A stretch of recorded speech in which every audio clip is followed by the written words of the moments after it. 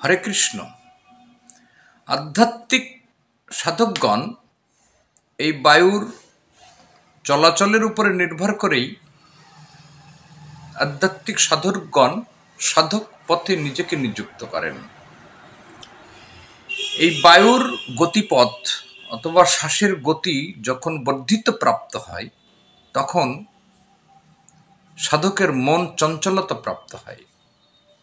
শরীরের মধ্যে শ্বাসের গতিপথ যত চঞ্চল হবে সাধকের মন তত চঞ্চলতা প্রাপ্ত হবে। এই শ্বাসের গতি যত স্থির হবে বা শ্বাসের সংখ্যা যত কমতে থাকবে সাধকের মন ধীরে ধীরে ক্রমান্বয়ে কেন্দ্রীভূত হবে। মানুষ সাধনার প্রাথমিক পর্যায়ে এই শ্বাসকে নিয়ন্ত্রণ করবার চেষ্টা করে, কেননা এই শ্বাসকে নিয়ন্ত্রণ না করতে পারলে আত্মদর্শী হওয়া যায় না। এই আত্মদর্শনের ক্ষেত্রে এই শ্বাসকে নিয়ন্ত্রণ করা সাধকের একান্ত কর্তব্য।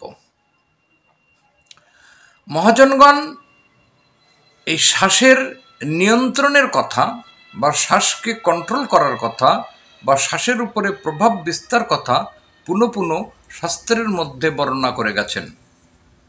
বিভিন্ন শাস্ত্রকরগণের বা আধ্যাত্ম সাধকগণের বা আধ্যাত্ম গুরুর প্রদত্ত ক্রিয়ার দ্বারাই এই শ্বাসের উপরে যখনই প্রভাব বিস্তার করে তখন তার পরমাত্ম তত্ত্বকে দর্শন হয়।